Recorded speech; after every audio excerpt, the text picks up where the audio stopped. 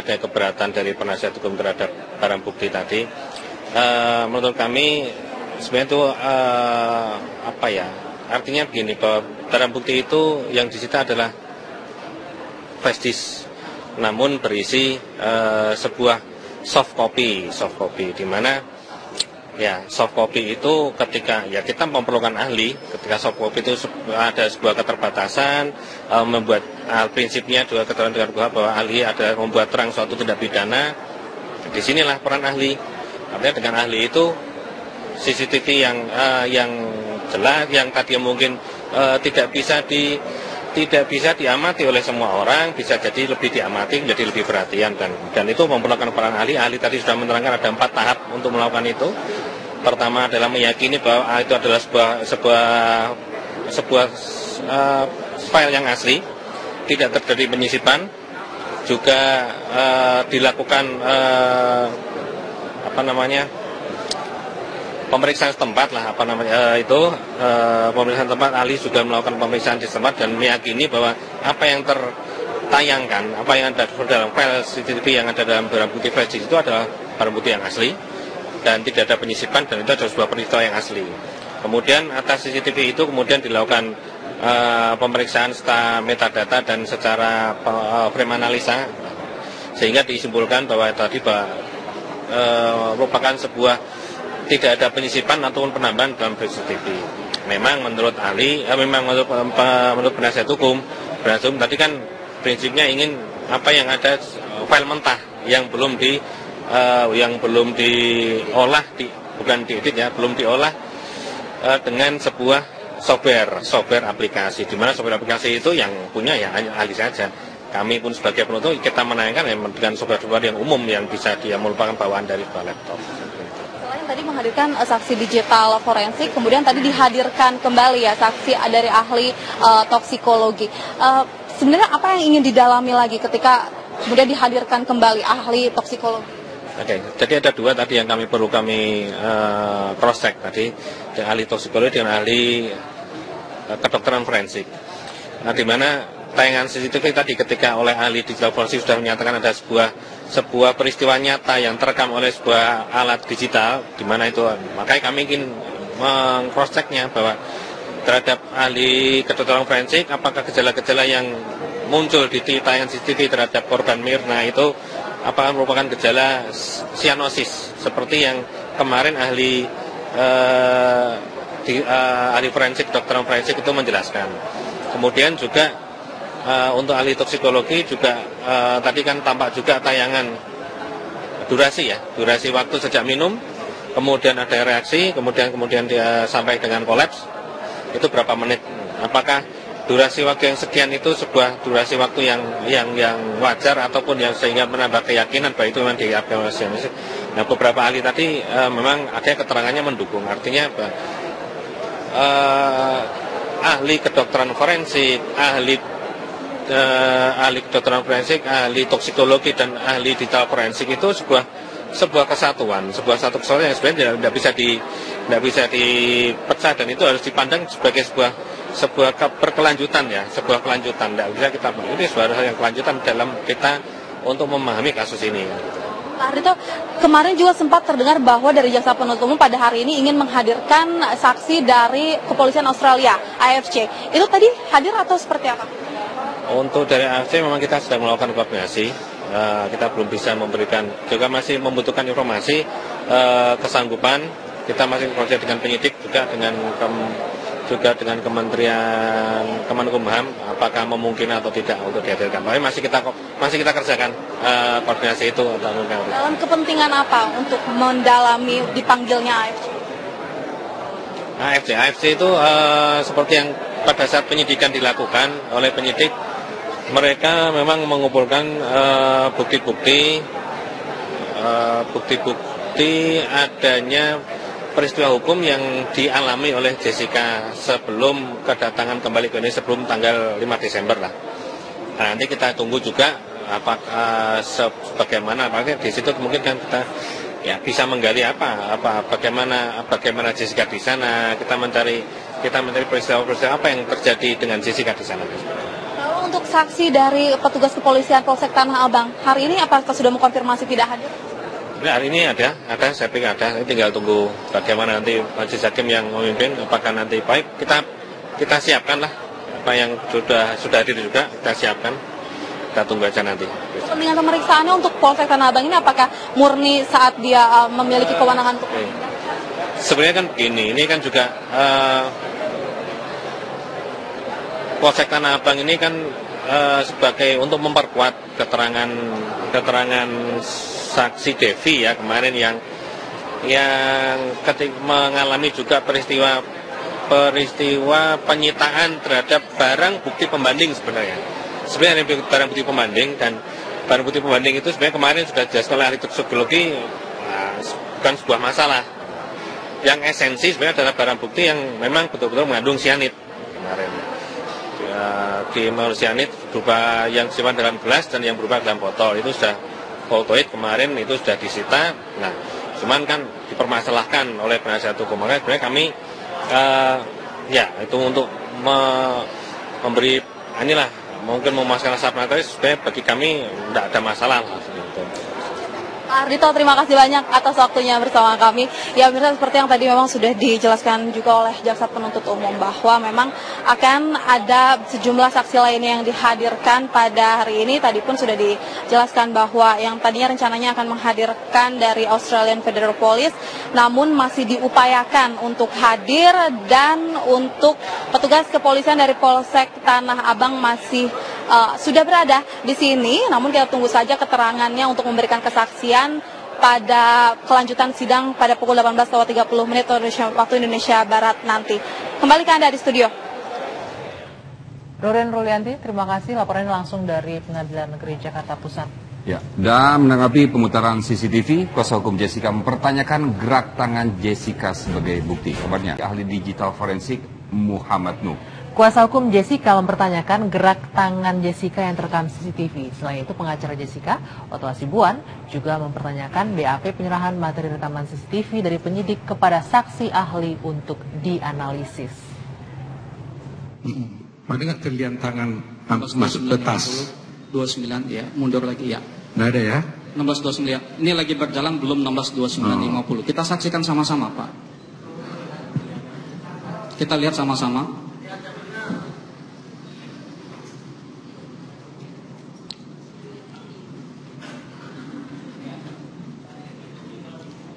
Ya, itu dia. Terlihat, tapi tidak detail. Ada gerakan-gerakan perubahan piksel. Kalau misalnya Bapak dengan matanya yang lebih bagus akan bisa menyaksikan ada pergeseran piksel-piksel di sana. Namun itu tidak detail. Apa maksud mas saya nggak mata bagus? Iya, maksudnya bagus dong mata saya. Dengan mata yang bagus, makanya di sidang ini kita menggunakan soalnya saya nggak lihat. Jadi artinya enggak.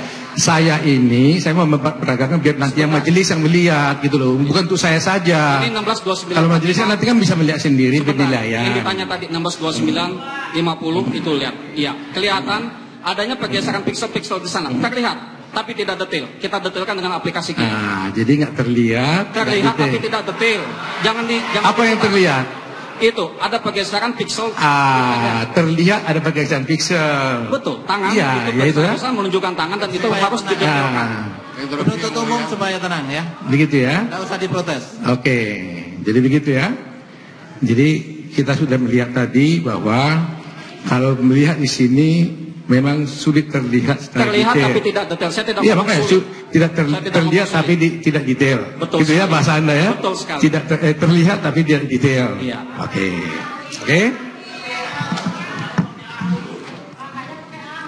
Nah sekarang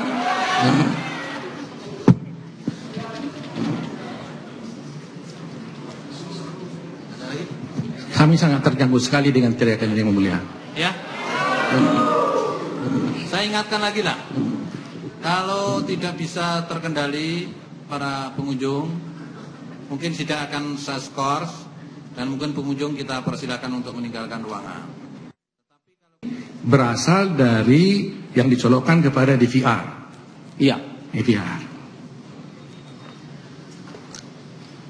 Apakah melalui majelis saya mau tanya, ketika itu ditransfer dari DVR-nya itu ke flash disk, apakah ada berita acaranya nggak itu ya? Mohon bertanya kepada penuntut umum melalui majelis. Tidak ada majelis. Dari jawab? Tidak ada. Tidak ada. Jadi waktu diambil nggak ada. Saya mau bertanya lagi. Waktu dibawa ke saudara, apakah penyidik itu juga menyerahkan DVR dan hard disk supaya lebih genuine? Bukan saudara minta hard disknya dan DVR-nya supaya saudara sendiri mengambil dari dalamnya? Tidak. Jadi Tidak. ketika penyidik datang membawa flash disk, minta tolong dianalisis secara video forensik, kemudian kita tanya mindik lengkap, oke, kita bikin form penerimaan barang bukti, langsung kita lakukan analisa. Ya, sehingga kan menjadi pertanyaan kita, apakah benar dari flash disk yang ada flash ini berasal dari DVR-nya? Kan jadi itu menjadi question kita. Kalau sebagai ahli tadi, Bapak ahli langsung menguclok kepada DVR itu, berarti kan kita tidak ada keraguan bahwa itulah isinya. Tetapi dengan yang ada saudara periksa adalah flash disk, yang mana saudara sendiri tidak tahu itu berasal dari DVR, kan jadi kita bertanya, betulkah yang Bapak periksa itu sama dengan yang ada di DVR? Kan jadi begitu pertanyaan kita. Ya, berdasarkan keterangan saksi ahli digital forensik Muhammad Nuh, terdapat 7 dari 29 file kamera CCTV yang menjadi domain pemeriksaan. Ya, dengan sejumlah metodologi, saksi ahli memperlihatkan sejumlah detail kejadian gerakan mencurigakan Jessica yang sempat terlewatkan. Nah, kalau kita perhatikan kembali ya, ini merupakan rekaman CCTV di Cafe Olivier saat kejadian berlangsung. Ya, paparan oleh ahli digital forensik ini selama 52 menit. Dari 15.30 sampai 16.22 sekitar itu. Ini pukul 15.30 Jessica datang ke Cafe Olivier. Ini yang tertangkap di kamera kasir. Betul. Di sini kita melihat Jessica tengah berbincang ketika akan masuk dan memesan meja ya untuk ada di Cafe Olivier. Ya, kita bisa lihat waktu di atas menunjukkan 15.31 Anggi, di mana Jessica masuk kafe, kemudian keluar kafe pada 15.32. Kalau kita dengarkan keterangan tadi saksi ahli dan juga keterangan saksi-saksi sebelumnya, ini kemungkinan besar ketika Jessica masuk untuk memesan satu meja, kemudian keluar untuk membeli oleh-oleh yang disebutkannya ya untuk Hani dan juga Mirna, betul. Nah, ini pukul 16.21 Jessica menuju arah kasir ditemani Marlon. Marlonnya ada pelayan.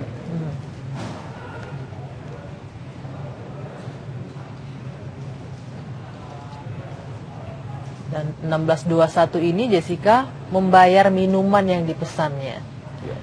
Kalau saya menjadi pertanyaan, Divi di sini ketika dia mengatakan akan mentraktir temannya ketika baru pulang dari Australia, seharusnya ketika mentraktir teman kan harus open bill gitu ya, mau pesan makan, minum dan lain-lain. Tapi di sini setelah pesan minuman langsung Tapi hal ini kan tidak diboleh juga. Ya. Artinya kita bisa langsung membayar untuk tergantung membayar semua. Ini.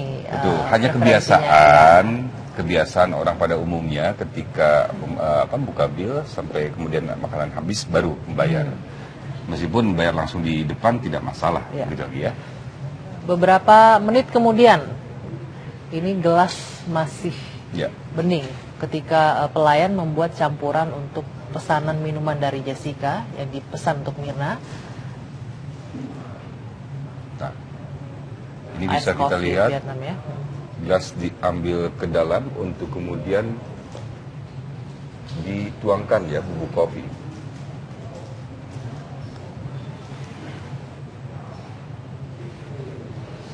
Inilah rangkaian peristiwa yang dipaparkan oleh ahli digital forensik dari mulai kedatangan, kemudian pergi kembali, Jessica kemudian memesan minuman untuk kemudian pergi ke meja yang telah dipesan, meja 54. Ini pada pukul 16.14 menit. Dan di gambar ini terlihat jelas Jessica kemudian duduk di ujung sofa. Ya. Karena ini jaraknya 12 meter sehingga tadi ahli forensik menyebutkan kualitas gambarnya memang kurang begitu 12 maksimal, meter. ya. Tadi jarak idealnya Ya. seharusnya untuk pemantauannya adalah 2 sampai 4 meter Ya. gitu ya. Nah, pukul 16:18 Jessica memesan minuman lain Ya. Langsung ke bar. Ini diambil dari kamera di ruangan koktail ya.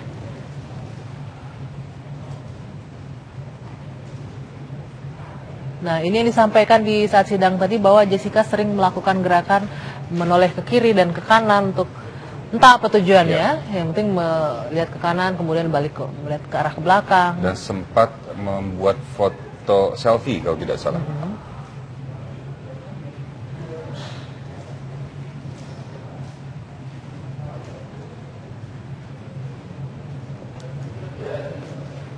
Jessica berulang kali menoleh ke arah meja 54 yang dipesannya.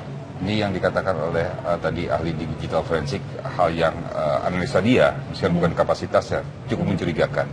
Meskipun lagi-lagi orang tidak ada permasalahan ketika harus menoleh kemanapun gitu. Tidak ada judgement kalau wah berarti kalau menoleh ke kanan ada sesuatu yang mencurigakan gitu ya. Tapi nanti ini menarik, kita akan lihat bagaimana analisis dari ahlinya. Dan terdakwa Jessica diduga sakit hati karena Mirna pernah menegurnya agar putus dengan kekasih. Kabar saksi.